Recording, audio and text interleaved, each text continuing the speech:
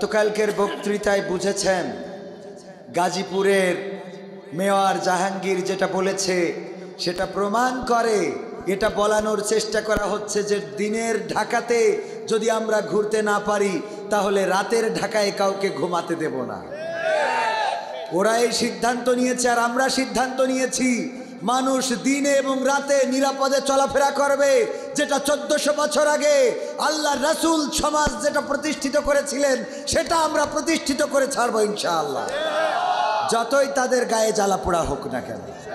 আল্লাহ বলেছেন ইউরিদুনা লিউতফিউ নূরাল্লাহি বিআফওয়াহিহিম আল্লাহু মুতিম্মু নূরিহি ওয়ালাউ কারিহাল কাফিরুন। ওরা চায় মুখের ফু দিয়ে দিনের আলোকে নির্বাপিত করে দেবে, কিন্তু আল্লাহ চান তিনি দিনের আলোকে প্রজ্বলিত করে রাখবেন যতই তাদের কলিজার মধ্যে জ্বালা পোড়া হোক না কেন। ঠিক না বে ঠিক? এই জন্যে এই 6 মাস ধরে এই বাংলাদেশে খুন, গুম, ধর্ষণ, চুরি, ডাকাতি, ছিনতাই, গরু চুরি, তারপরে আরো যা আদার চুরি এত বাড়া বেড়েছে। আমরা মনে করি এত বাড়লো কেন? পরে খুঁজে পাইলাম আল্লামা সাইদি অনেক আগে একটা ঘটনা বলেছিলেন, শোনাবো আপনাদের। রাহিমাহুল্লাহ বলেছিলেন যে একবার এক কাফন চোর সে তার সন্তানদেরকে বলল, আমারে তো লোকে কেউ ভালো বলে না, আমি মারা যাওয়ার পরে তোমরা এমন কাজ করবা যাতে লোকে অন্তত আমাদের ভালো বলে, আমাকে ভালো বলে। তো সন্তানরা চিন্তা করলো আব্বা মারা গেছে, এখন একটু ভালো কাজ করি যাতে আব্বারে ভালো বলে। তো ওরা নামাজ পড়া শুরু করলো। কি করা? নামাজ পড়ে মানসিক কয় ও নামাজ পড়লে কি হবে, হলো কাফন চোরের ছেলে। তো চিন্তা করলো তাইলে শুধু নামাজ পড়লে হবে না, এখন নামাজে আসার সময় সবাইরে জিলেপি নিয়ে আসবো, জিলেপি দেবো। তো সবাইরে জিলেপি দেওয়ার পরে কয় জিলেপি কে দেছে? কয় ওই যে কাফন চোরা ছেলে দেছে। তো তাও তো আব্বারে ভালো কয় না, তাইলে কি করা যায়? সমাজে ভালো কাজ করার জন্য এই যে সাবেক প্রধানমন্ত্রী কিছু ঘর দিয়েছে, দেখেছেন না? এরকম কিছু বস্ত্রহীনদের বস্ত্র, আবাসন যাদের নাই তাদের আবাসনের ব্যবস্থা, এইগুলো করে। জিজ্ঞেস করে তোমার তো ঘর ছিল না, কে করে দিয়েছে? কয় ওই যে কাফন চোরা ছেলে করে দিয়েছে। তাও তো আব্বারে ভালো কয় না। তো 3 ভাইয়ে পরিকল্পনা করলো যে না, এখন আমরা আবার কাফন চোরাই ফিরে যাব, আমরা আব্বা যেটা করতো সেটাই করব। তো সবাই আবার কাফন চুরি শুরু করে দিল। দেওয়ার পরে লোকেরা বলে কাফন চোরের ছেলে কাফন চোর হয়েছে, তাও তো আব্বারে ভালো বলে না বলে। এরপরে সিদ্ধান্ত নিল ঠিক আছে, এখন আর শুধু কাফন চুরি করব না, এখন যেটা করব সেটা হলো কাফন চুরি করব তো করব, এই লাশটারে তুলে পাছার মধ্যে বাঁশ দিয়ে কুমিল্লার চৌরাস্তায় টানাই রাখবো। এরপরে যখন কবর থেকে কাফন চুরি করতো সাথে লাশটা উঠাইতো, এটার একটা বাঁশ ভরে দিয়ে আপনাদের কুমিল্লার চৌরাস্তায় বা 0 পয়েন্টে মোটামুটি টানায় রাখতো। মানুষে বলা শুরু করলো এর থেকে তো এদের আব্বা ভালো ছিল। কথা কি বোঝা গেছে? এদের থেকে তো এদের আব্বা ভালো ছিল। তখন ওরা বলতেছে যাক আলহামদুলিল্লাহ, আজকে আমরা সাকসেস, আব্বারে তো ভালো বলেছে, ঠিক না? তো এখন আমাদের দেশে খুন, গুম, ধর্ষণ, চুরি, মারামারি অনেক কিছু বাড়ানো হয়েছে, এবং এটা বাড়িয়েছে পরিকল্পিতভাবে, যাতে করে অন্তত মানুষেরা এটা বলতে পারে আগেই তো ভালো ছিলাম। ঠিক না বেঠে? কথা কি বোঝা গেছে? ওই আগেই ভালো থাকা আর এখন ভালো রাখা দুটোর মধ্যে অনেক তফাৎ। আমাদের সব, আমি মাঝে মাঝে উদাহরণ দিতে যেয়ে বলি, স্ত্রীর সব দিলেন কিন্তু রাত্রে স্ত্রীর কাছে ঘুমান না, এই বউ থাকবে? তো আমাদের মেট্রো রেল দেন, পদ্মা সেতু দেন, রাস্তা দেন, কলকারখানা দেন, ব্রিজ দেন, কিন্তু আমাদের কথা বলার স্বাধীনতা দেন নাই।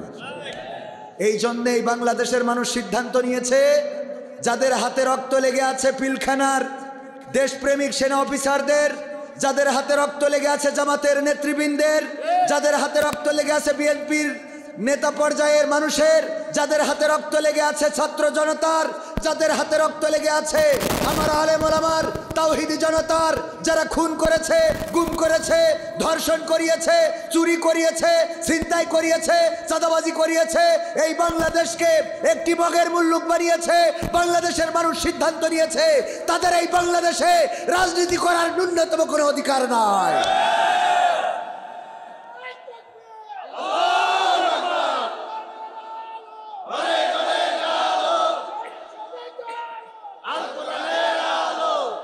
সংগ্রামী তৌহিদি জনতা, আমি শুরুতেই বলতে চাই, সাহস নিয়ে দাঁড়িয়েছ তাজ, মুক্ত হয়েছে জমিন,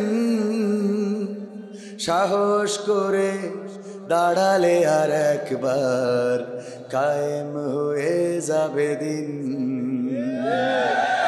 সাহস নিয়ে দাঁড়িয়েছ তাই মুক্ত হয়েছে জমিন।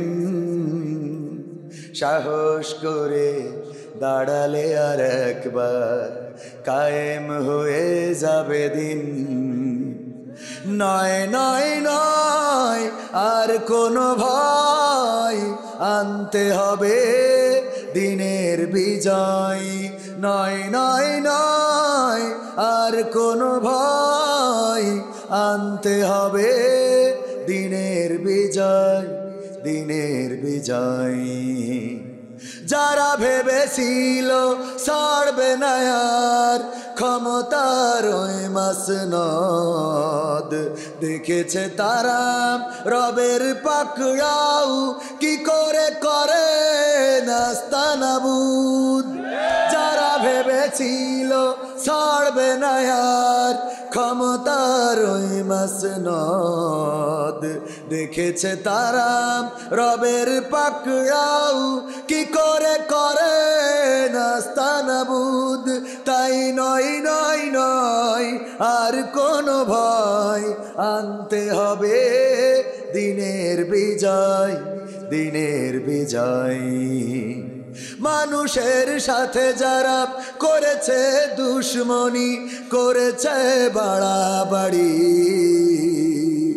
দেশের বুকে তাদের হয়নি তো জায়গা, যেতে হলো মামার বাড়ি। মানুষের সাথে যারা করেছে দুশ্মনী, করেছে বাড়াবাড়ি, দেশের বুকে তাদের হয়নি তো জায়গা, যেতে হলো মামার বাড়ি। তাই নয় নয় নয় আর কোনো ভয়, আনতে হবে দিনের বিজয়, দিনের বিজয়। কাবা রক্ষাই যেই মহারব পাঠিয়েছিলেন আবাবিল, আজও তিনি দয়াময় তেমনই আছে, বদলেনি তো এক তিল। কাবা রক্ষাই যেই মহারব পাঠিয়েছিলেন আবাবিল, আজও তিনি দয়াময় তেমনই আছে, বদলেনি তো এক তিল।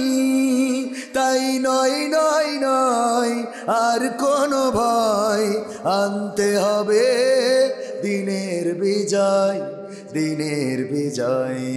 সাহস নিয়ে দাঁড়িয়েছ তাই মুক্ত হয়েছে জমিন। সাহস করে দাঁড়ালে আর একবার কায়েম হয়ে যাবে দিন। ঠিক না ঠিক? 1952-তে আমরা সাহস করে দাঁড়িয়েছিলাম, আমরা প্রমাণ করেছিলাম রক্ত দিয়ে, ওই হানাদারদেরকে বুঝিয়ে দিয়েছিলাম আমরা রক্ত দিতে জানি, জীবন দিতে জানি। সবুজ ঘাস আমরা রক্তে রঞ্জিত করে দিতে জানি, পিচ ঢালা কালো পথ আমরা রাঙাতে জানি, কিন্তু মায়ের ভাষার অধিকার ছেড়ে দিতে জানি না। 1971-এ রক্ত দিয়ে প্রমাণ করেছিলাম ওগো হানাদারেরা, আমরা এই মানচিত্রের জন্য লড়তে জানি, রক্ত দিতে জানি, কিন্তু বাংলাদেশের স্বাধীনতা সার্বভৌমত্বের মান রাখার জন্য জীবন লাগে জীবন দেব, রক্ত লাগে রক্ত দেব, মাসের পর মাস লড়াই করব, কিন্তু বাংলাদেশের মানচিত্রের 1 ইঞ্চি মাটির অধিকার ছেড়ে দেব না। 2024-এ এসে ছাত্র জনতা প্রমাণ করেছে, দুটি হাত মেলে দিয়ে বলেছে এই বুকে গুলি চালাতে পারো। আমরা পানি তোমাদের জন্য পানি নিয়ে এসেছি, বিস্কিট নিয়ে এসেছি, আমরা তোমাদের দিকে পানি দিতে চাই, আমরা তোমাদেরকে বিস্কিট খাওয়াতে চাই, কিন্তু মনে রেখো এই বুক তোমাদের জন্য আলগা করে রেখেছি তোমাদের বুলেট ধারণ করার জন্য। বিনিময়ে এই বাংলাদেশ স্বৈরাচার মুক্ত করে ছাড়বো। তোমরা মারো, কাটো, আমাদেরকে শহীদ করো, আহত করো, হাত হারাবো, পা হারাবো, চোখ হারাবো, জীবন হারাবো, রক্তের সাগরে সাঁতার কেটে কেটে স্বৈরাচার মুক্ত করে ছাড়বো ইনশাআল্লাহ।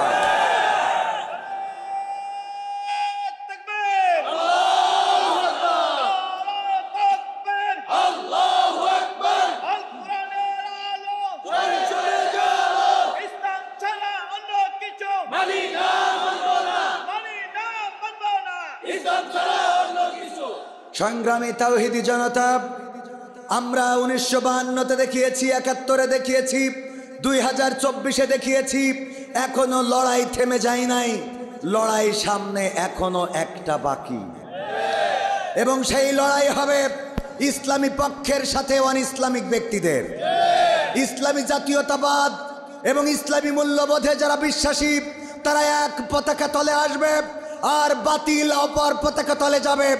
ইসলামী আন্দোলনের নেতাকর্মীরা তাওহীদি জনতাকে যদি কোরআন কায়েমের জন্য ডাক দেয়, রাজপথে থেকে যদি বুকের তাজা রক্ত ঢালতে হয়, কোরআনকে বুকে ধারণ করে বুকের তাজা রক্ত এই জমিনে ঢেলে সেই রক্তের সাগরে সাঁতার কেটে কেটে বাংলার জমিনে যেভাবে 2024-এ কুমিল্লার সন্তানেরা রক্ত দিয়ে প্রমাণ করেছিল এই দেশে জুলুমবাজের স্থান নেই, এই দেশে স্বৈরাচারের স্থান নেই, এই দেশে ফ্যাসিবাদের স্থান নেই, একইভাবে কুমিল্লাবাসীকে কোরআন বুকে নিয়ে রাজপথে থাকতে হবে। রক্ত লাগলে রক্ত ঢালতে হবে, সেই রক্তের সাগরে সাঁতার কেটে কেটে একটি রক্তাক্ত বিপ্লবী কালেমার পতাকা উড়াতে রাজি কারা কারা দেখতে চায়?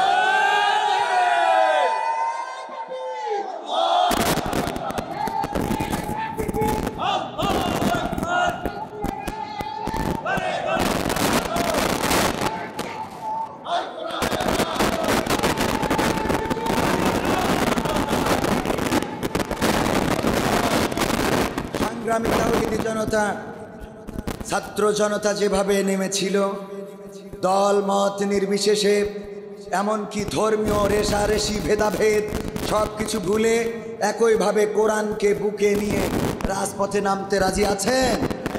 আমাদের বক্তব্য হলো, কোরআন তো কোনো দলের নয়।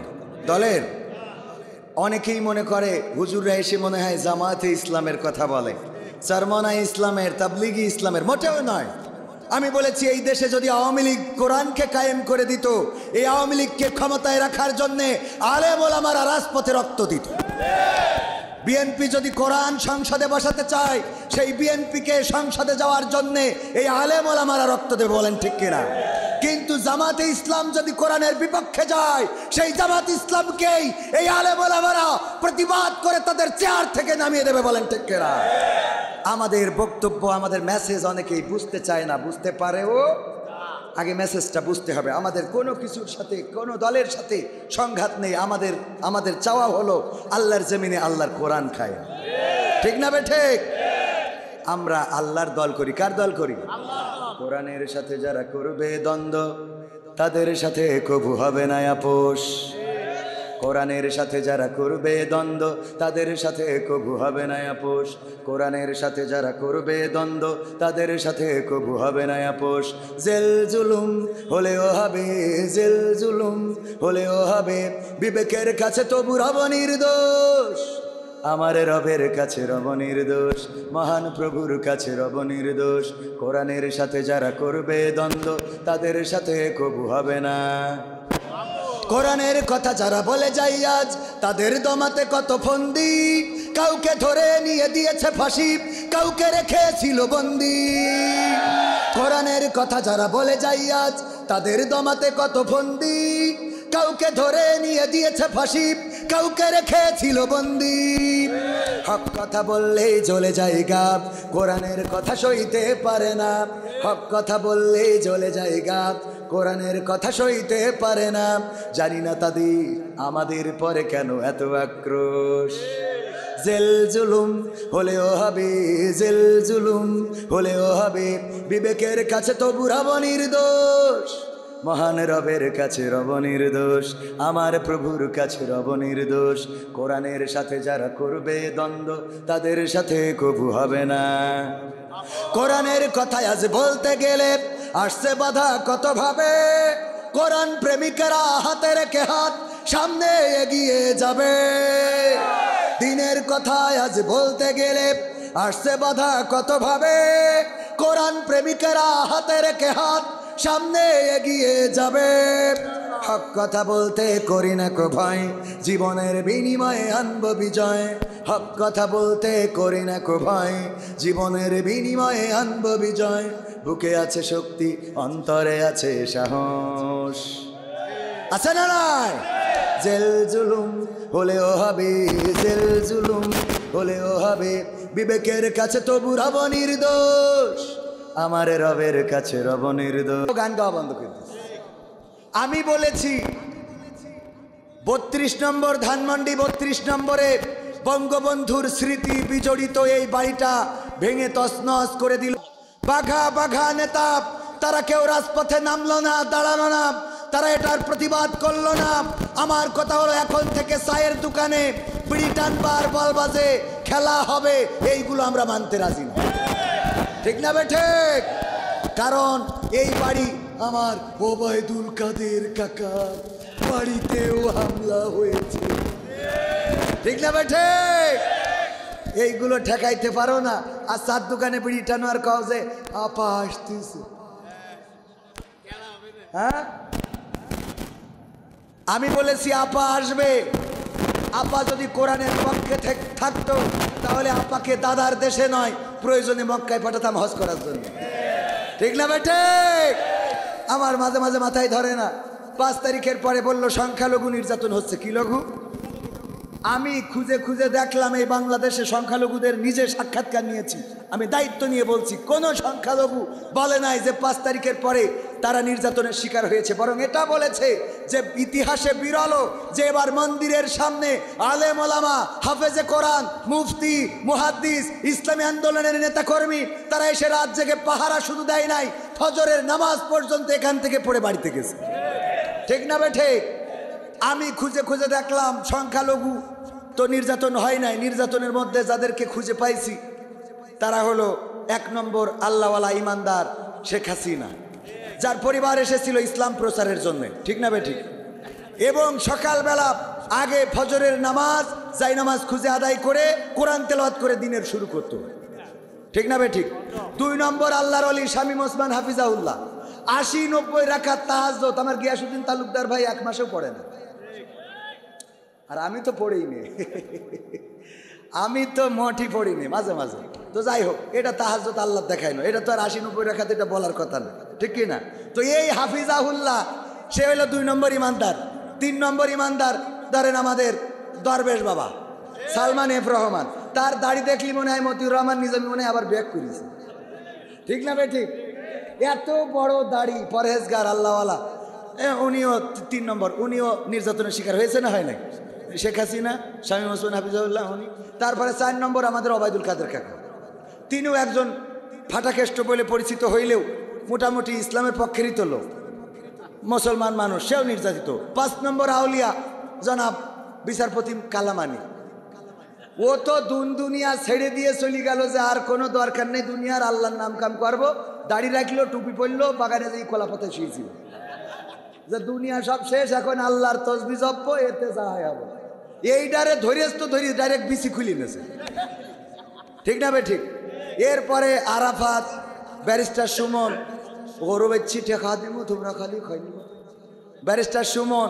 তারপরে ইনু মেনন তো পাগড়ি পরিতে হজ করতে গেল, উমরা করতে গেল, সারা জীবন আল্লাহর মানে না, আবার রুমাল পরিতে উমরা করেছি, সব আল্লাহওয়ালা। এখন আমি খুঁজে খুঁজে পালাম না যে সংখ্যালঘু কারা। তবে একটা গল্প মনে পড়ে গেল যে নাসির উদ্দিন হোজ্জা একবার খুব কষ্ট করে 1 কেজি গরুর গোশত কিনেছে, তখন খুব দাম ছিল এবং এগুলো খুব পাওয়া দুষ্কর ছিল, মানুষেরও অভাব ছিল। তো 1 কেজি গরুর গোশত কিনেছে, কিনে স্ত্রীর বলতেছে রান্না করো। স্ত্রী রান্না করি, স্ত্রীও তো অনেকদিন গরুর গোশত খায় নাই, 1 খান করি 2 খান করি খাইতে খাইতে পুরো 1 কেজি গোশত শেষ মারা সারা, 1 কেজি গোশত সাবাড় করা শেষ। নারী মানুষ তো বুদ্ধি, নারীদের দেখবেন খুব টেকনিক আছে। হঠাৎ যদি বল্টুর সাথে কথা বলে, বল্টু ভাই কেমন আছো ভাই, ফোন তো তুমি দাও না, ভুলেই গেছো। হ্যাঁ এখন আমার হাজব্যান্ড বাড়ি নেই, তোমার সাথে গল্প করতে পারবো। এবার হঠাৎ করে যদি হাজব্যান্ড আসে, সাথে সাথে কথা ঘুরে দিয়ে বলে, আচ্ছা তুই তাহলে পরে ফোন দিস আনে। হ্যাঁ হ্যাঁ পরে ফোন দিস আনে, মানে একেবারে জায়গায় লাইন ঘুরাই যায়। মানে কার সাথে কথা বলতে, আমার স্বাস্থ্য ভাই ফোন দিয়েছিল, এরা আসে না নাই? হ্যাঁ তো এখন স্ত্রী একটা করিস কি বুদ্ধি করি, বাড়ি ছিল বিড়াল, বিড়ালের গলায় দড়ি বাইন্দে এই নিয়েতে ওই নাসির উদ্দিন হোজ্জা বলছে খাবার দাও, সরিষার তেল মাইতেছি, অনেকদিন পরে গরুর গোশত খাবো, নিয়ে আসে। বিড়াল আইনি বলছে যে আমি তোমার কতদিন ধরে বললাম এই বিড়ালটা ফেলাইতে এসো, আজকে কি ক্ষতিটা করে গেছে। কি হয়েছে? 1 কেজি গোশত এই বিড়ালের সাবার করে মানে ওদের যা কাজ বলছে স্ত্রী সত্যি কি বিড়ালে গোষ্ঠ তুমি আমার কথা বিশ্বাস করছাও না আমি তোমার ঘর করবো না আমার ছাড়িয়ে দাও চলিয়ে যাই মানে ওদের যা কাজ কান্নাকাটি তো বললো অসুবিধা নেই দাও প্যাকেটে ভরি দাও বিড়াল নিয়ে যেয়ে চলে গেল আপনাদের মাইথার দিয়ার বাজারে যেয়ে ওই যে মিটার আছে মিটারের পরে তুলে দিয়েছে দেখে যে বিড়ালটা কাটাই কাটাই 1 কেজি কয় কেজি বাড়ি নিয়ে এসে স্ত্রী বলছে স্ত্রী সত্যিই কি বিড়ালে গোশ খেয়েছে কয় তুমি এখন আমার অবিশ্বাস করতেছ আমি তোমার ঘর করবো না এমন আমার মানে কান্নাকাটি কয় না আমি তোমার অবিশ্বাস আমার দুঃখ হলো এই বিড়ালটা ওজন দিলাম দেওয়ার পরে দেখলাম কাটাই কাটাই 1 কেজি আমার প্রশ্ন হলো যদি এইটা সেই বিড়াল হয় তাহলে আমার গোশত কই আর এইটা যদি সেই গোশত হয় তাহলে আমার সে বিড়ালটা কই কথা বোঝেননি তো সংখ্যালঘু নির্যাতিত হচ্ছে একটাও হিন্দু পালাম না বৌদ্ধ পালাম না খ্রিস্টান পালাম না সব তো আল্লাহর ওলি পীর সাহেব কেউ দাড়ি রেখেছে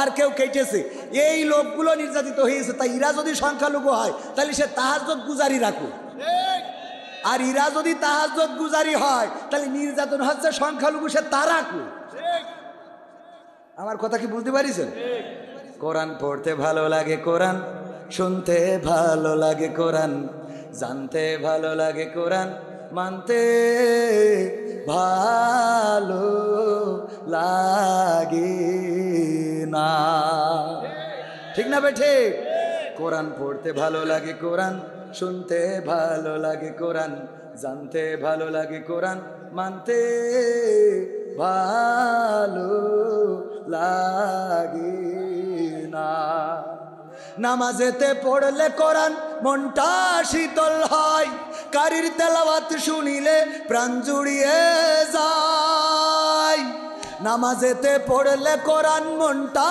শীতল হয় কারির তেলাওয়াত শুনিলে প্রাণ জুড়িয়ে যায় সেই কোরআনের ব্যাখ্যা দিলে কলিজাতে আগুন জ্বলে সেই কোরআনের ব্যাখ্যা দিলে অন্তরেতে আগুন জ্বলে বিরোধিতাও চলে কেন তা জানি না কোরআন পড়তে ভালো লাগে কোরআন শুনতে ভালো লাগে কোরআন জানতে ভালো লাগে কোরআন মানতে ভালো লাগে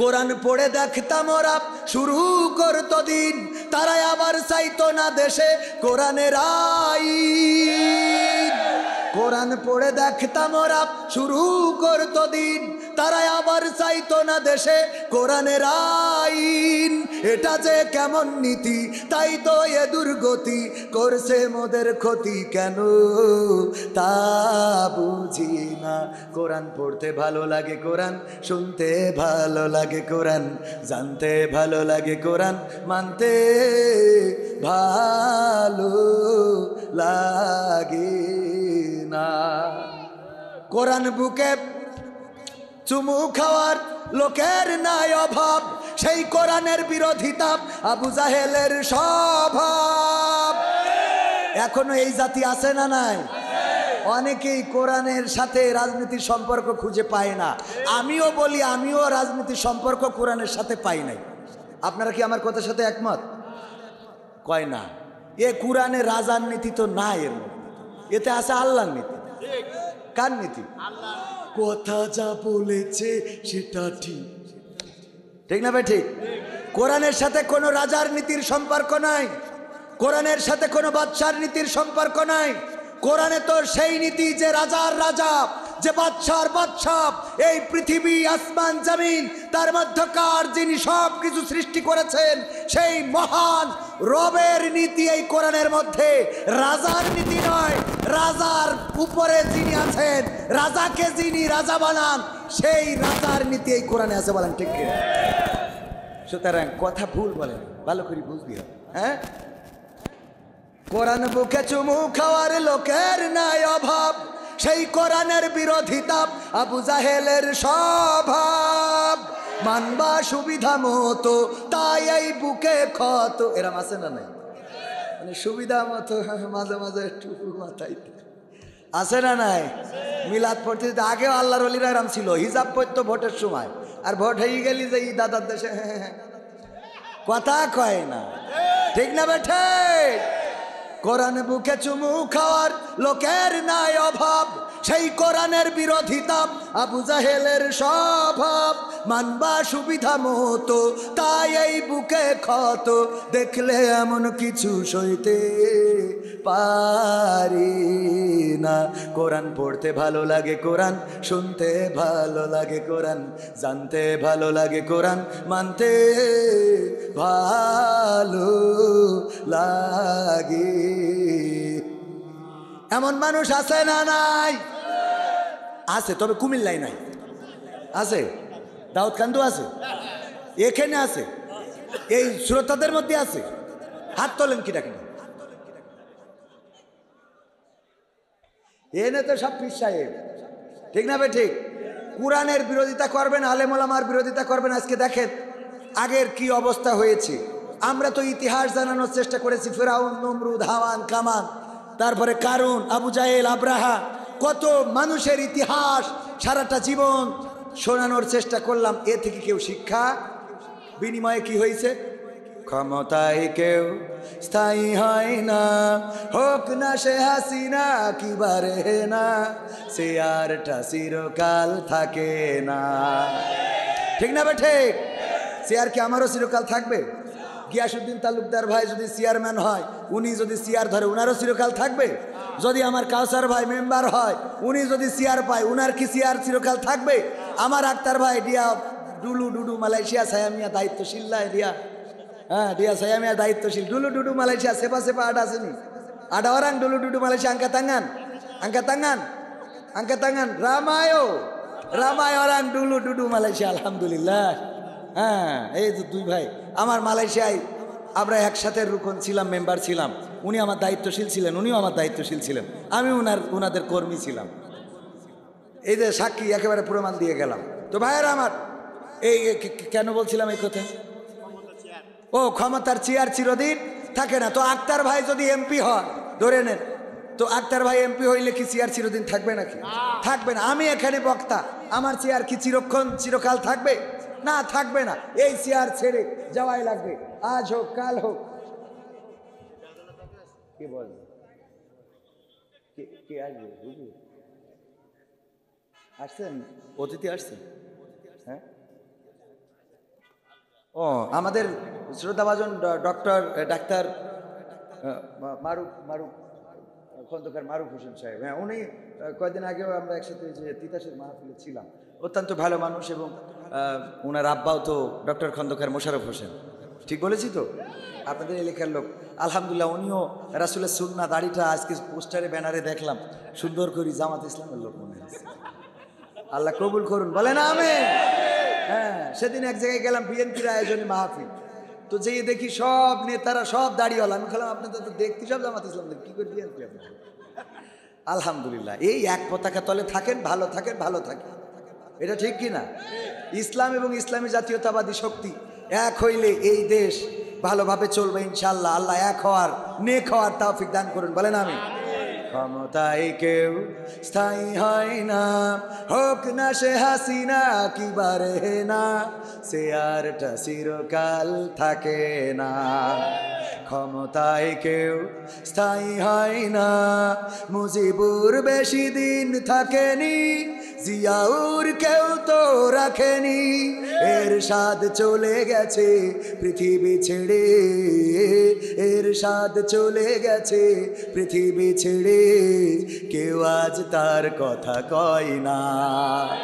ক্ষমতায় কেউ স্থায়ী হয় না, হাসিনা ক্ষমতা ধরে রাখতে আয়না ঘর বানিয়েছিল, জনগণের রোষানলে দাদার দেশে পালিয়ে গেল। হাসিনা ক্ষমতা ধরে রাখতে আয়না ঘর বানিয়েছিল, জনগণের রোষানলে দাদার দেশে পালিয়ে গেল। পাশে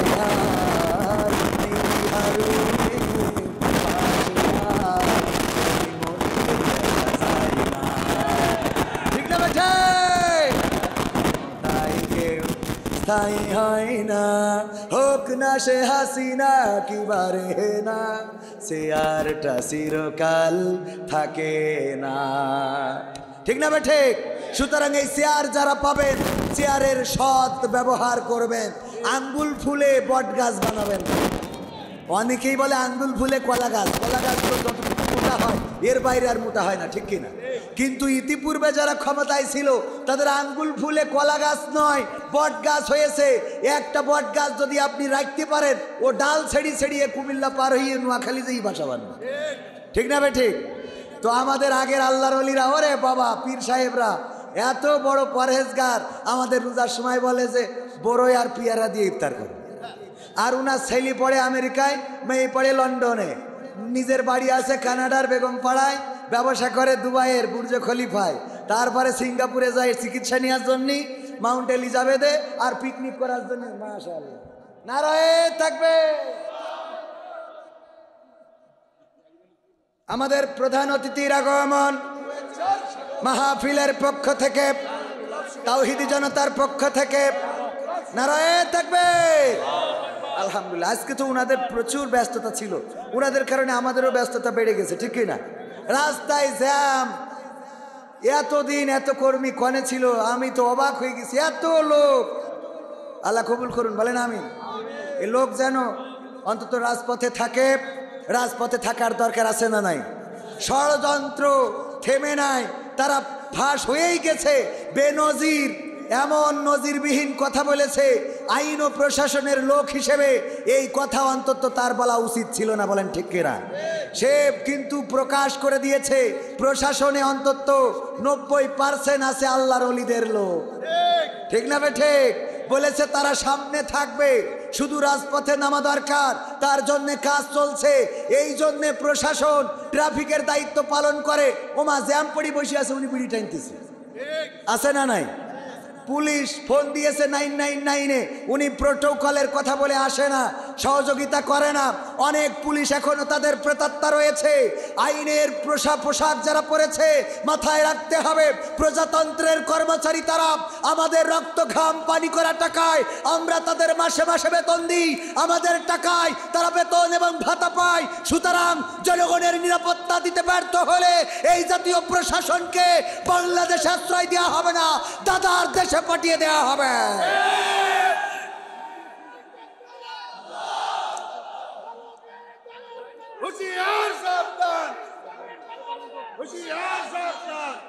সম্মানিত ভাইয়েরা, এই বাংলাদেশ রক্ত দিয়ে এনেছি। 2024-এর এই বিপ্লব বৃথা যেতে দেব না।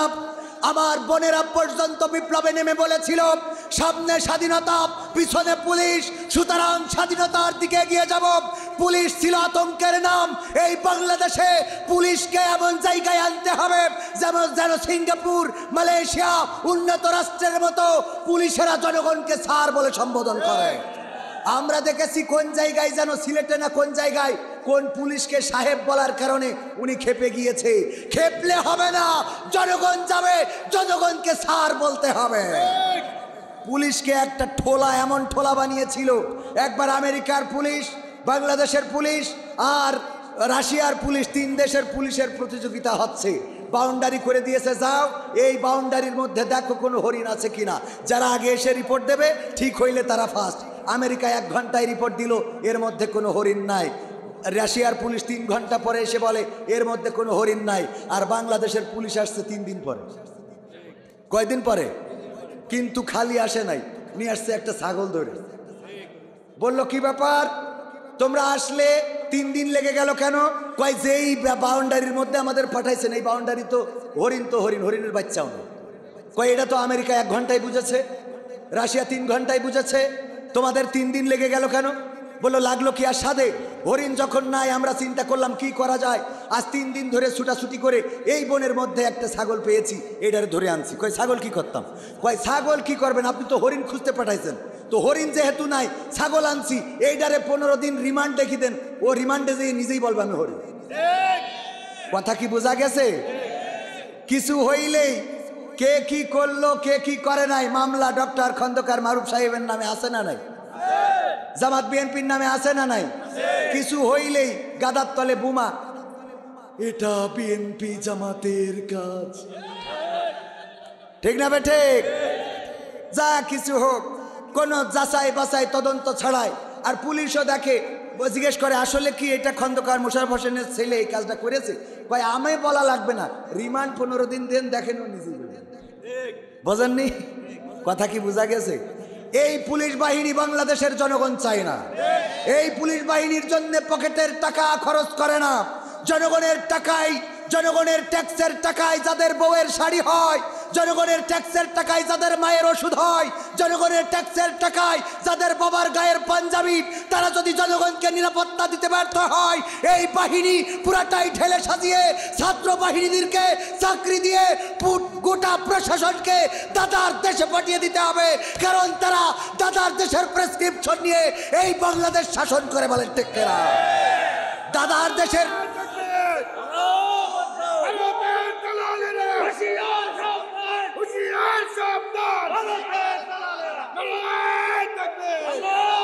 দাদার দেশের প্রেসক্রিপশনে আর বাংলাদেশ চলবে না।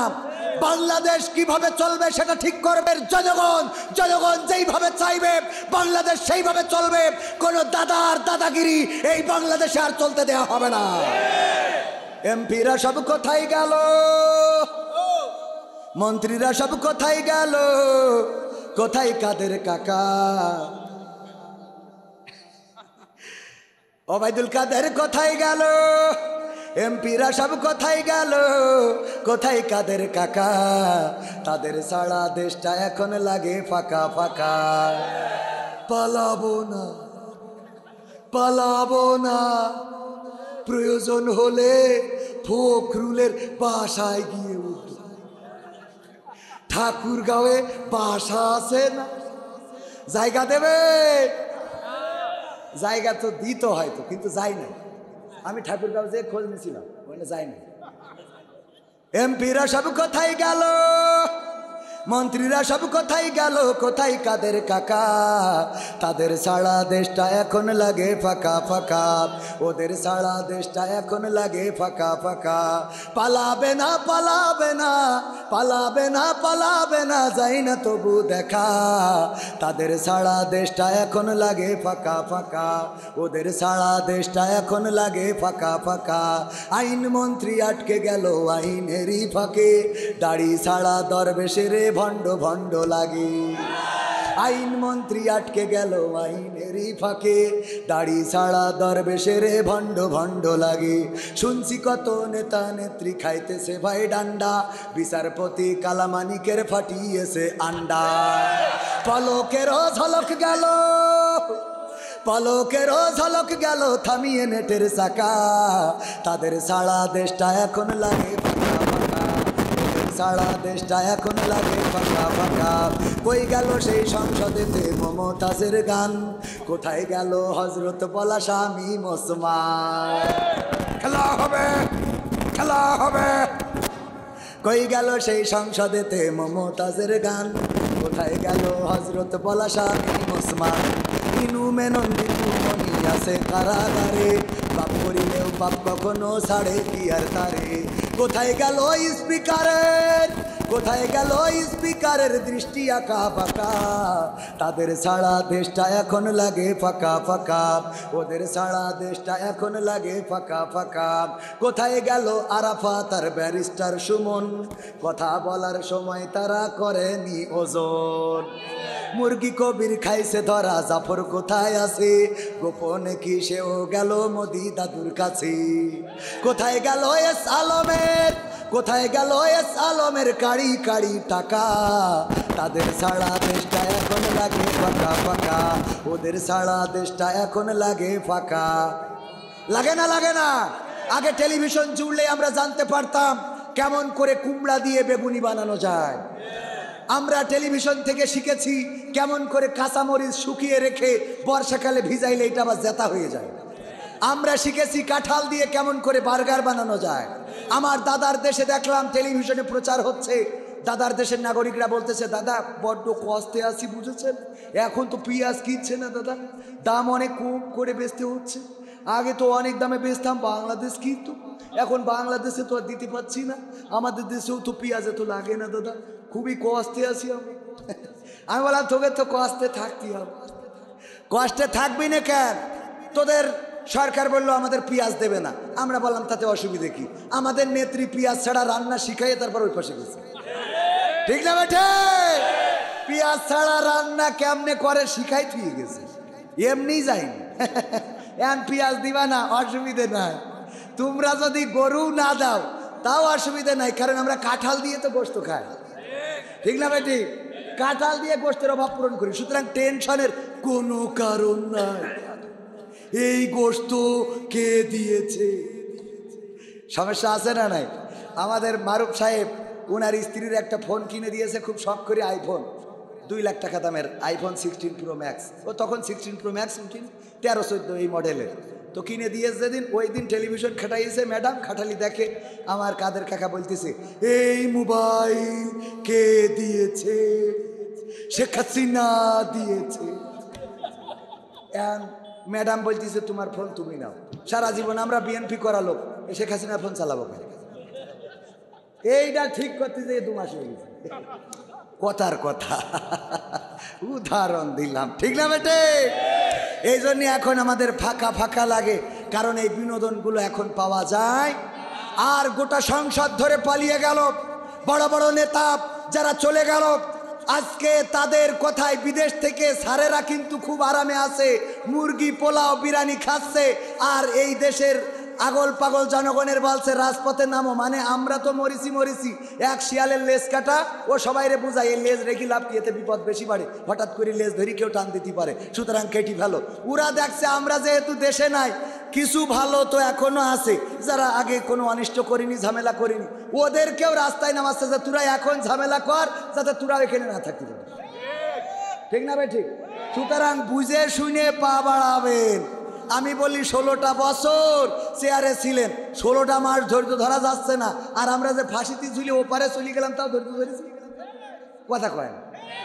তাও তো আমরা ধৈর্য ধরলাম, এত মারলো, এত কাটলো, ছাত্র জনতা এত শহীদ, তাও ধৈর্য ধরেছি।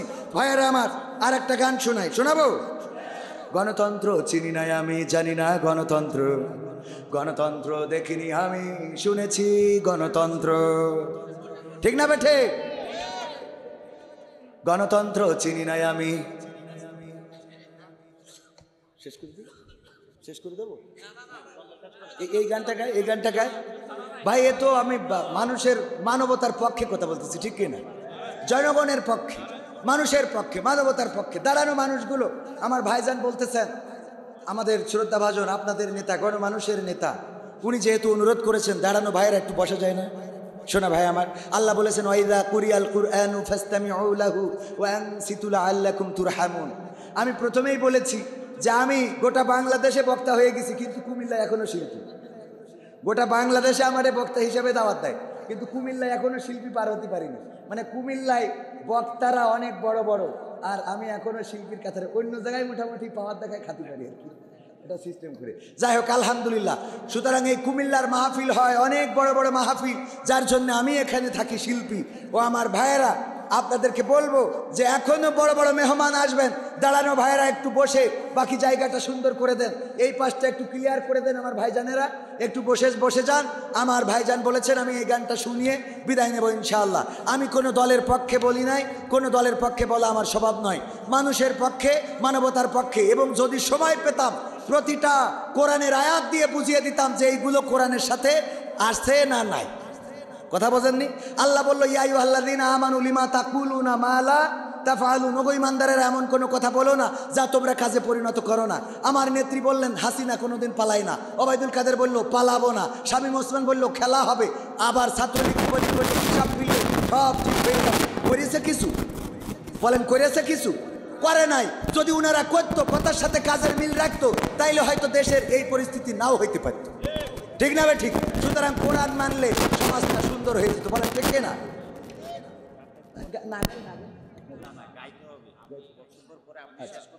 আচ্ছা আচ্ছা, মাশাআল্লাহ। এই গানটা গেয়েছে, এটা 5 মিনিট। গণতন্ত্র চিনি না আমি, জানি না গণতন্ত্র, গণতন্ত্র দেখিনি আমি, শুনেছি গণতন্ত্র। শুনেছিলাম আমি বাংলাদেশে গণতান্ত্রিক রাজা, যখন যারে মনে চেয়েছে ধরে দিয়েছে সাজা। শুনেছিলাম আমি বাংলাদেশে গণতান্ত্রিক রাজা, যখন যারে মনে চেয়েছে ধরে দিয়েছে সাজা।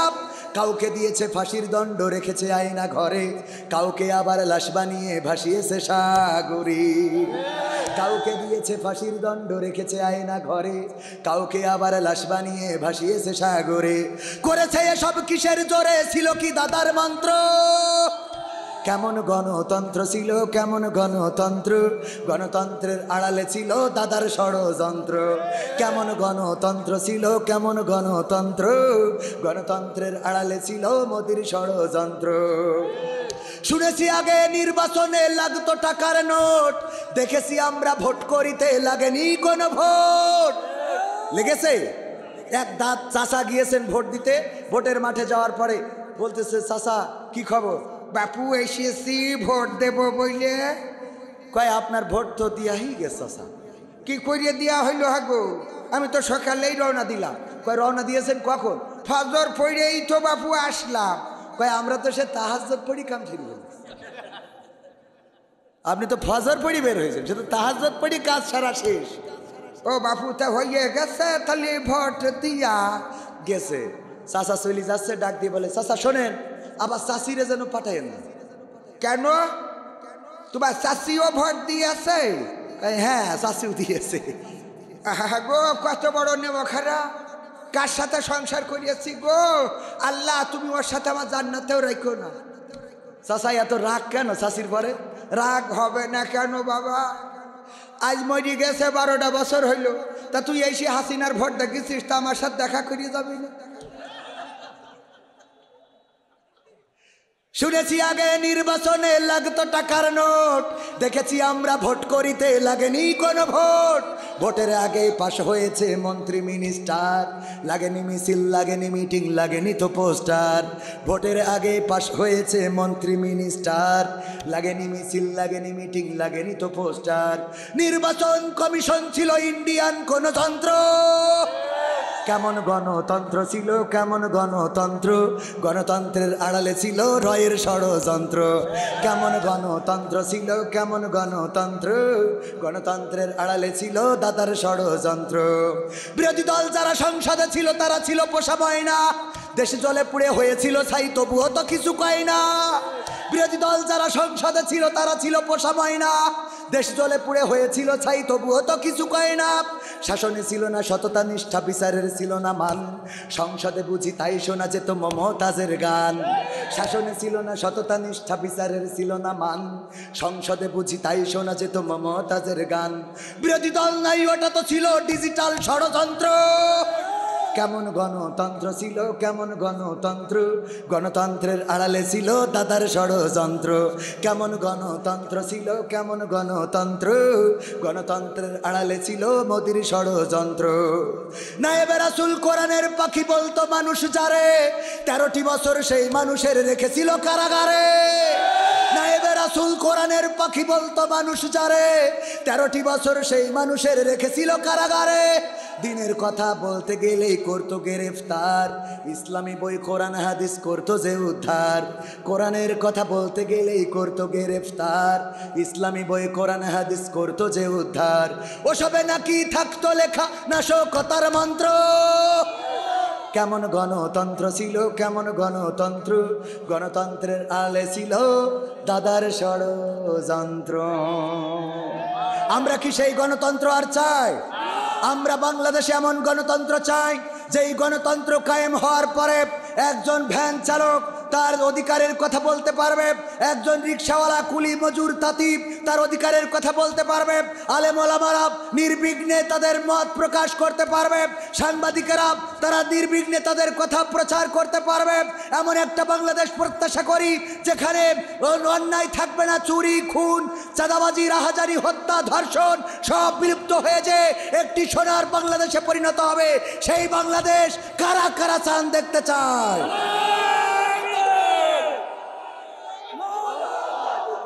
আল্লাহু আকবার!